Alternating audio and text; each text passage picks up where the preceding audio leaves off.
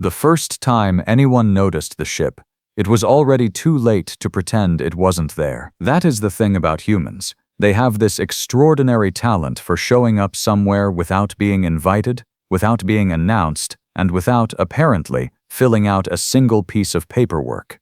The Galactic Transit Authority processes roughly 4 billion vessel registrations per standard cycle. 4 billion. The database stretches across 11 server moons and requires a staff of approximately 300,000 administrative clerks, most of whom spend their careers doing nothing more exciting than stamping digital forms and arguing about hull classification codes. It is, by any reasonable measure, an airtight system. And then a human ship materialized in the Vithara corridor, one of the most heavily monitored stretches of space in the known galaxy, and showed up in absolutely none of those 4 billion records. Not a partial match, not a corrupted file, not a registration pending review, nothing. A ship that, according to every database, every beacon log, every transit record in existence, simply did not exist. And yet there it was, drifting calm as you please between the trade lanes of the Vithara corridor, dark-hulled and enormous, running no identification transponder, broadcasting no flight plan, and this is the part that truly unsettled the traffic control officer who spotted it first, appearing to move with the quiet, unhurried confidence of a vessel that knew exactly where it was going. Her name was Voreth C., third-class monitor at Vithara Station, and she had worked that post for 19 years without seeing anything more alarming than an overloaded freighter with a failing coolant seal.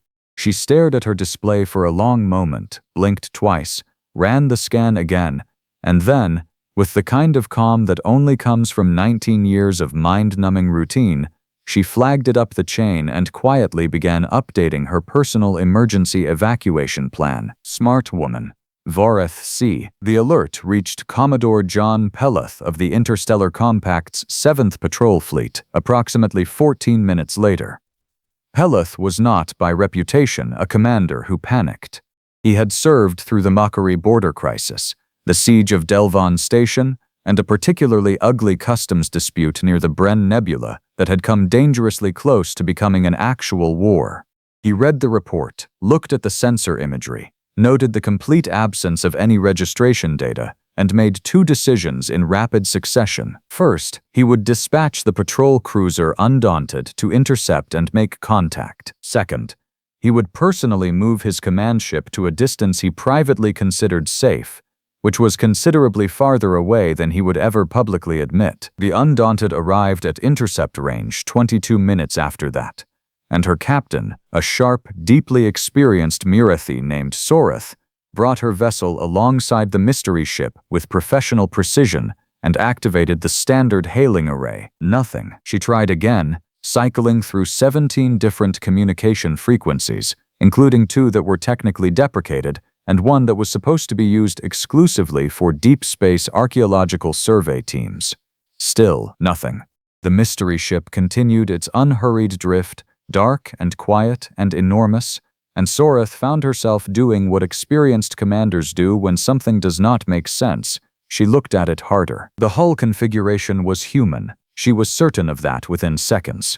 The proportions were wrong by Mirathi standards, slightly off by Vetheran standards, and absolutely characteristic of human construction philosophy, which could be summarized as build it bigger than you need, add more engines than seems reasonable, and then reinforce every structural point at least twice because you never quite know. The hull plating carried no insignia, no national markings, no fleet identifier. Someone had, with considerable effort, made this ship look like it belonged to no one, which, Soreth reflected, was itself a kind of answer. Ships that genuinely belonged to no one did not go to this much trouble to look that way. She was still thinking through the implications when the mystery ship moved. Not aggressively, not with weapons hot or shields raised. It simply repositioned. Slowly, deliberately, like a very large animal turning to look at something that had caught its attention. The bow swung around, and Soreth got her first clear look at the forward section of the hull, And she understood, in that instant, why whoever was flying this thing had not answered 17 hailing frequencies. They already knew Undaunted was there. They had known the whole time. They had simply been waiting to see what she would do. Back at his command ship, Commodore Palath received Soreth's updated report and added a third decision to his list. He moved a little farther away. The mystery ship did not attack. It did not power weapons. It simply held its new position, facing Undaunted directly, and then, finally, it opened a channel. The voice that came through was human, male, probably, low, unhurried, with the specific cadence of someone who had spent a great deal of time deciding exactly what they were going to say, and had concluded that the most powerful thing they could say was very little. "Vathara Control," the voice said. "This is a courtesy call. You have a problem developing in Grid Section 44. I would recommend clearing civilian traffic from that corridor in the next 40 minutes. After that, it's going to get complicated." And then the channel closed. Vorith Sai, still at her station, heard this transmission, looked at Grid Section 44 on her display, saw nothing whatsoever, and spent approximately 30 seconds in internal conflict before deciding that she had spent 19 years being cautious and she was not going to stop now.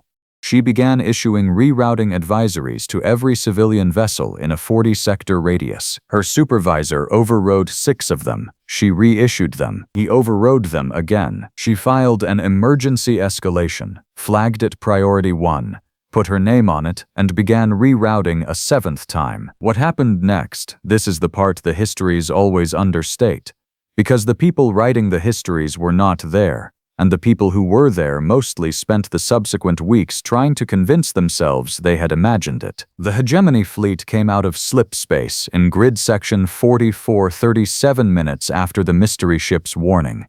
43 warships, heavy cruisers, destroyer escorts, a dreadnought that was so large it had its own gravitational signature, and a carrier group that had, according to intelligence reports the compact had been quietly accumulating for years, been unaccounted for since the hegemony's last military reorganization. 43 warships, dropping out of slip space in attack formation, weapons already charged, targeting systems already active, clearly expecting to find the Vathara corridor full of exactly the kind of soft, slow-moving civilian freight traffic that made for an ideal demonstration of military intent. Instead, they found it empty. The hegemony fleet's commander, Admiral Vrast Okenu, a figure of considerable reputation in circles that cared about such things, spent approximately 8 seconds processing this before the second surprise arrived. The mystery ship was already there, waiting, positioned between the hegemony formation and Vathara station, with the same calm, unhurried confidence it had shown since the moment it appeared, and now, for the first time, its running lights came on. Not weapons lights, not targeting locks, running lights, the kind of gentle, navigational illumination that a vessel uses to make itself visible in traffic. As if it were, in the middle of this encounter between a 43-ship war fleet and an unregistered ghost of a vessel, observing standard maritime courtesy. Vorith C, watching from her station, would later describe the running lights as the most frightening thing she saw that day, because that is what she understood, in her bones, in the 19 years of careful professional instinct she had built up at that post. Whatever was flying that ship was not afraid, not even slightly. Admiral Okenu hailed the mystery ship. He was not, in fairness, a stupid man. He recognized a complication when he saw one, and an unregistered vessel of unknown capability, positioned between his fleet and his objective with apparent foreknowledge of his arrival time, was a complication worth addressing before things escalated. Unidentified vessel, he said, in the clipped formal register of Hegemony Naval Protocol. You are in a restricted military operation zone. Identify yourself and clear this corridor immediately. The response came back fast. Same voice as before. Same unhurried calm. Admiral Okenu, it said. And the familiarity, the use of his name, without any identifier, without any indication of how the speaker knew it, landed like a physical blow on the bridge of his flagship. You've come a long way. I'm going to save us both some time. The civilian traffic you were planning to intercept isn't here, it's been rerouted. The diplomatic convoy you were planning to use as leverage in your negotiation with the Compact Council left Vithara Station 6 hours ago through a different corridor. And the 3 sensor buoys you positioned last week to mask your fleet's slipspace signature, the ones at coordinates you thought were unmonitored, we pulled those yesterday. You can check if you want. There was a pause. A very particular kind of pause.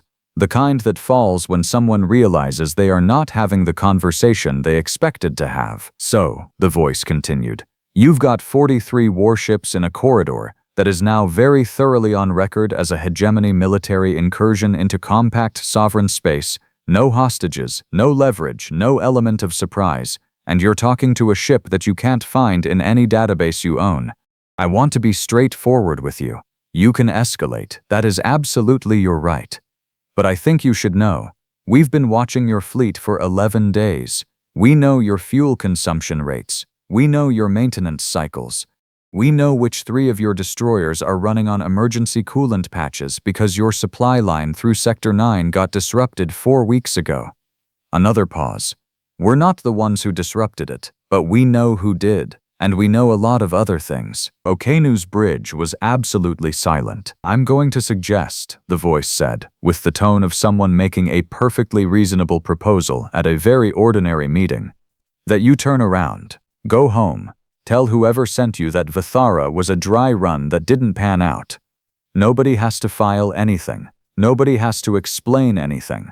And in about 30 days, if you're interested, whoever's in charge of actually fixing the supply line problem in Sector 9 can reach out through the usual back channels and we'll talk. Admiral Vrast Okenu, who had fought 7 engagements and won 6 of them, who had a reputation for cold nerve and strategic ruthlessness that had taken 30 years to build, sat in his command chair and looked at an unregistered ship with its running lights on. Who are you? He asked. The answer, when it came, was delivered with what Vorithsi would later swear was a smile somewhere underneath the words. Not smug, not triumphant, just deeply, quietly pleased with itself. We're the ship that isn't in your database, Admiral. Have a safe trip home. The hegemony fleet held position for 4 minutes and 17 seconds.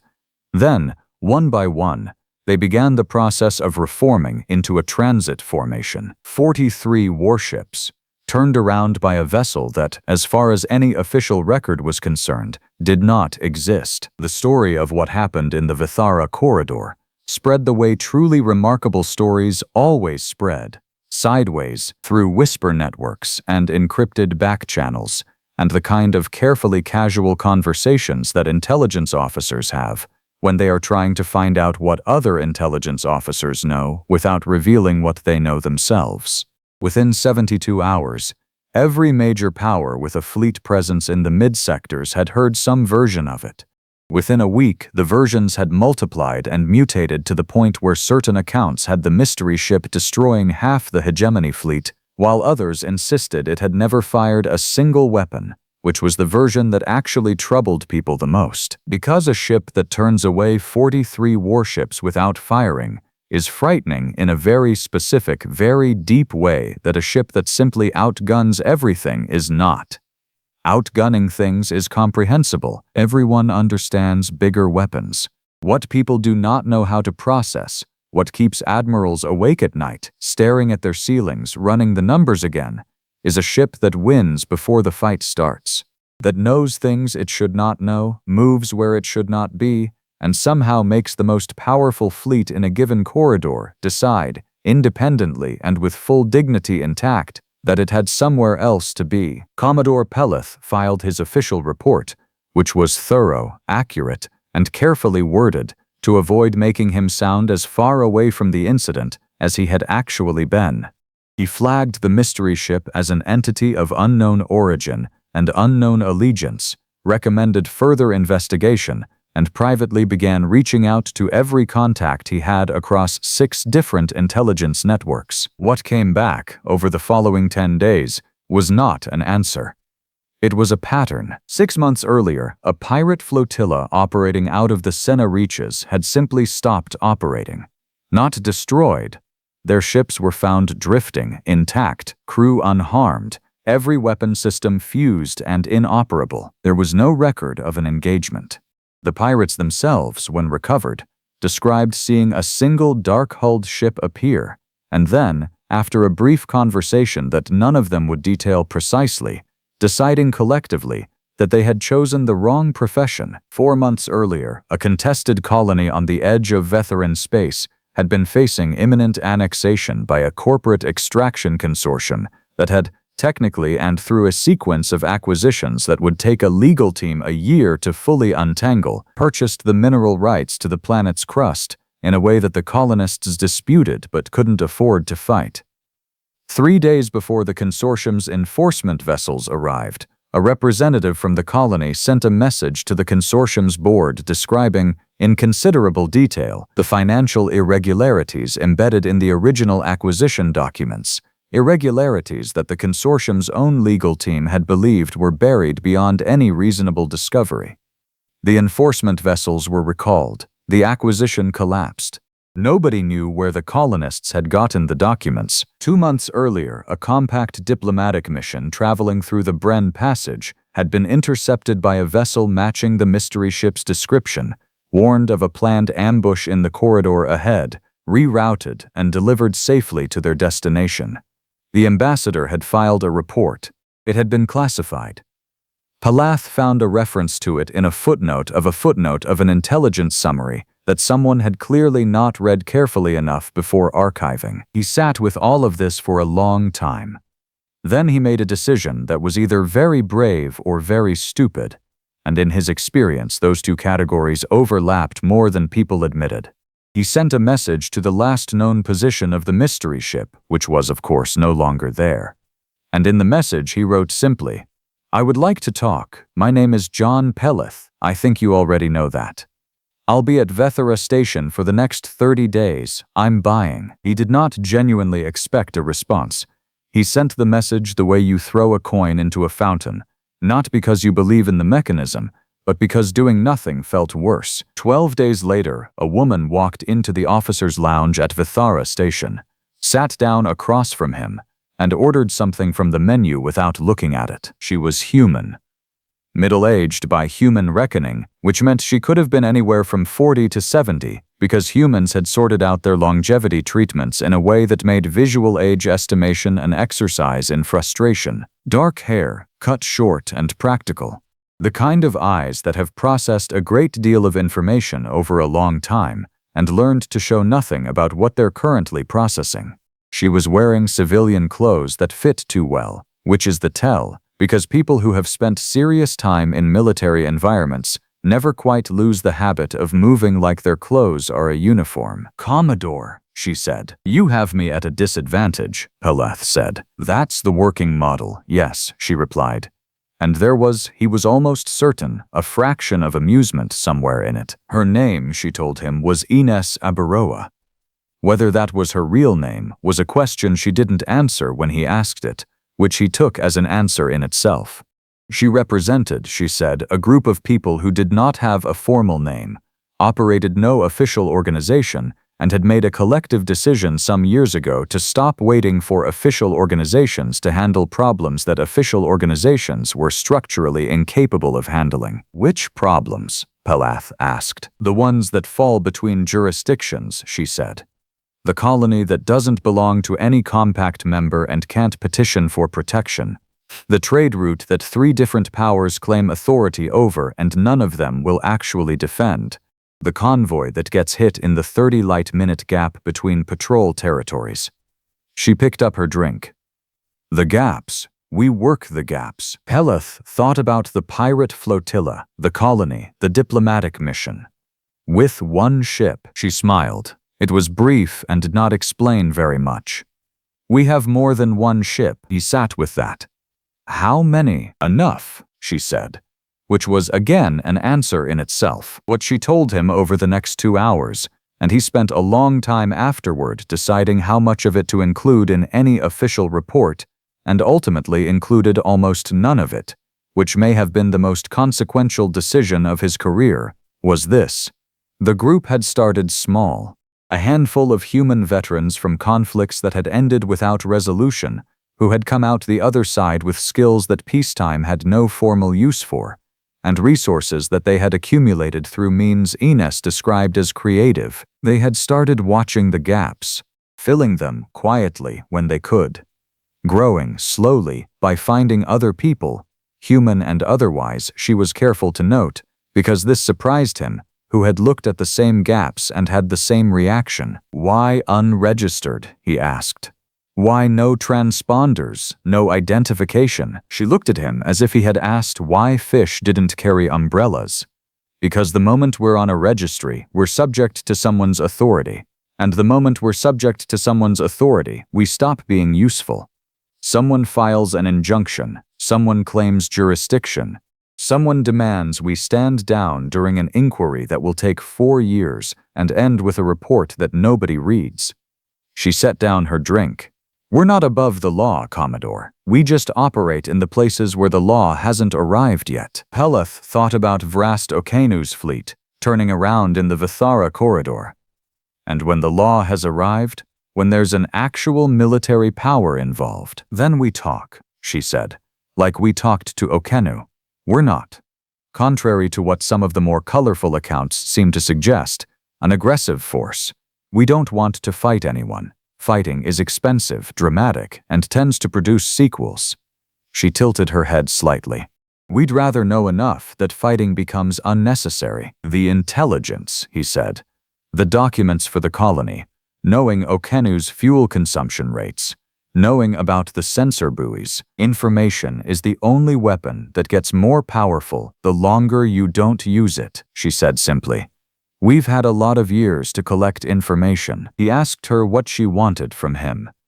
It was the question he had been building toward since she sat down, and she seemed to have been expecting it. Nothing, she said, and then, before he could process the anticlimax of that, and everything. Nothing specific today, but you're going to keep running into situations that don't fit your jurisdiction, Commodore. Problems in the gaps, when you do. Don't look for us. We'll already be there. Just, she paused, chose the word deliberately. Don't make it complicated. She stood, left the payment for both drinks on the table in compact standard currency, which she should not have had if she was who she appeared to be, and walked out through the main concourse of Vithara Station the way someone walks when they know exactly where every camera is positioned. Peleth sat for a long time after she left. Then he filed a report that described an unproductive meeting with an individual of unknown affiliation who provided no actionable intelligence, and he flagged it as low priority. 3 weeks later, a cargo convoy carrying medical supplies through the Senna reaches arrived at its destination intact, 2 days ahead of schedule, with a report from the convoy lead stating that they had been escorted through the most dangerous stretch of the route by a dark-hulled vessel running no identification transponder, which had shepherded them through without incident and then disappeared. The convoy lead had tried to hail them, to get a name, to log something for the record. The response had been a single transmission. Transit Authority will have your updated route confirmation within the hour. Safe travels. And then they were gone. No registration, no identity, no record. 6 weeks after that, Vrast Okanu's supply line problem in Sector 9 resolved itself through a sequence of events that the official investigation would later describe as anomalous and leave at that. The 3 destroyer captains running on emergency coolant patches received, through channels that the hegemony intelligence apparatus spent 4 months trying to trace, shipments of the precise components they needed, no invoice attached, no return address. Okenu did not make any public statements about it, but he quietly stood down the second carrier group that had been quietly staging near Vithara, and the Compact Council's emergency session on hegemony military posture was quietly downgraded from urgent to monitoring. Quietly. Everything quietly. That was, Peleth came to understand, the signature. Not the dark hull or the absent transponder or the extraordinary intelligence picture. The quiet, the problems that dissolved before they became crises, the convoys that arrived, the gaps that closed, temporarily, imperfectly, but closed because someone had looked at them and decided that waiting for official authorization was a luxury that the people living in the gaps did not have. He heard from Vorith C once more, about 4 months after the incident.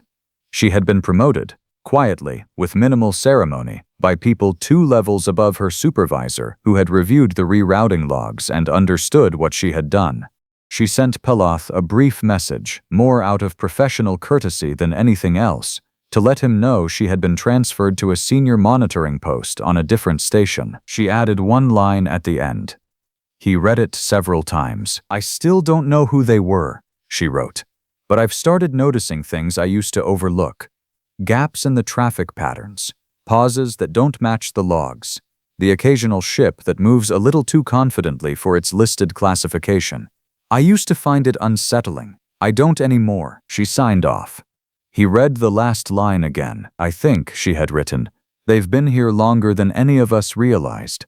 I think they were always in the gaps. We just weren't looking. Somewhere, in a corridor that does not appear on any official chart, in a ship that does not appear in any official registry, a crew that does not officially exist, looked at the next problem on a list that never gets shorter, and went to work. No paperwork, no authorization, no permission, just the gaps, and the quiet, and the absolute, unshakable human certainty that if something needed doing, that was reason enough to do it. The Galactic Transit Authority, for the record, still has no explanation for the anomalous sensor contact in the Vithara corridor. The file remains open. It probably always will. Some ships, it turns out, are not meant to be found in a database. They are meant to be found exactly where they are needed, at exactly the moment they are needed. And then, as quietly as they came, not found at all.